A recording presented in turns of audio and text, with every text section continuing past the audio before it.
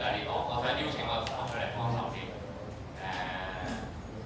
黃湛希咧，幫我揸住呢個。好，咁呢個係咩嚟咧？呢度咧佢就有個圖咁樣啦，一陣我就會擺兩個鐵珠喺上邊。跟住咧佢呢一度就會有個彈弓嘅，咁我一撳掣嘅時候咧，佢就會彈呢個片啦。咁擺喺左邊呢粒鐵珠咧，佢就會一俾呢個彈弓射去左邊，跟住另外一邊咧，佢就會垂直向下跌嘅。咁即係簡單啲講，就係一粒垂直向下跌，一粒就會打橫咁樣射。咁你就同我估下邊粒鐵珠咧係會撞到地下先。咁呢度咧，我哋一陣會靠聽聲咧去判斷邊一粒鐵珠係會撞到地下先。我哋試一試啦。你講起呢啲先，要揸定少少。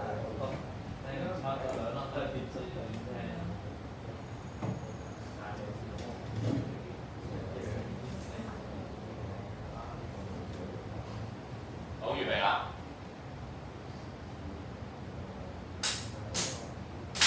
好，聽唔聽到咧？聽到幾多下聲音先？我聽到。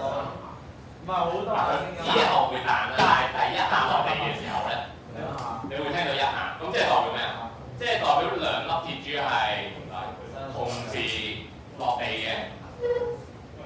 好。咁有啲同學可能聽唔到，咁我都上網揾咗一段片咧去睇一睇嘅。呢個就係頭先我哋啱啱做嗰個實驗嘅片段啦。咁咧就大型啲嘅。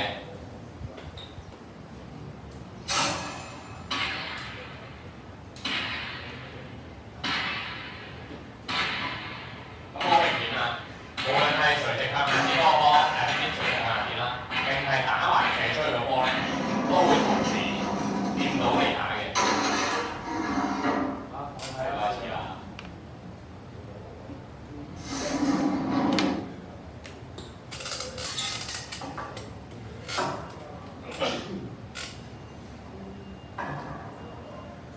好，預備啦。好，咁好明顯係兩個波同時掂到地下。好，咁跟住咧，呢個實驗有另外一個版本嘅，就係猴子馬騮嗰個實驗啦。我哋再睇埋呢個。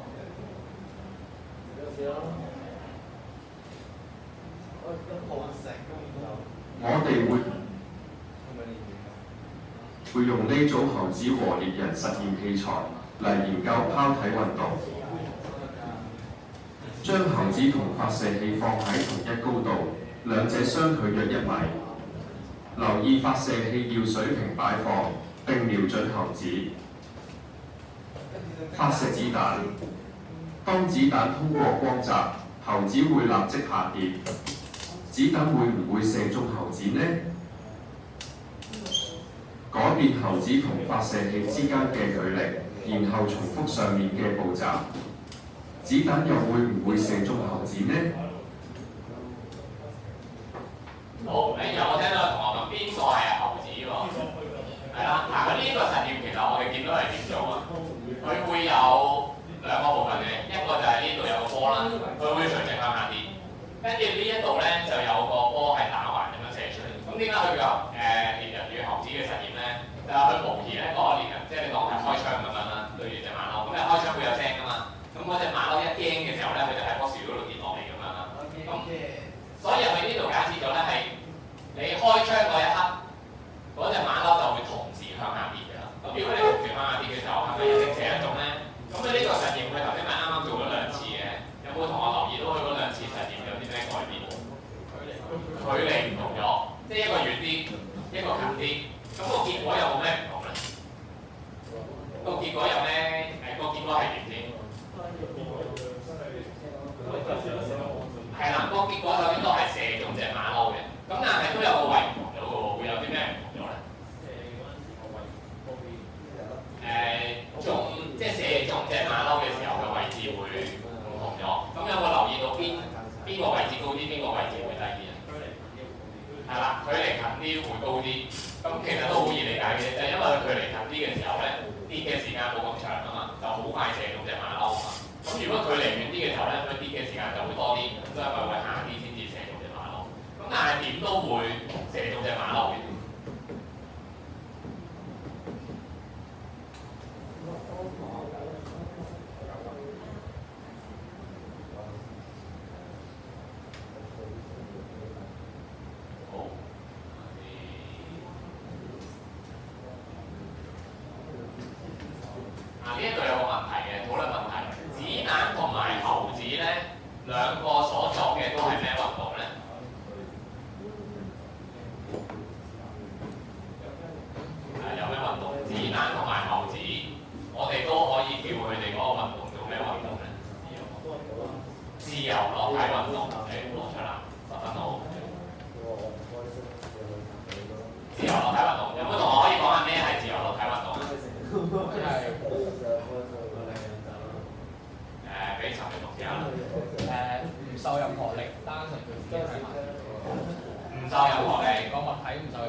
影響，係停少少。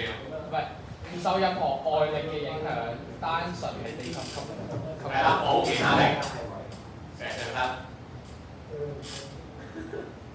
冇其他外力啦，淨係得地心吸力影響咧，咁呢個就係自由落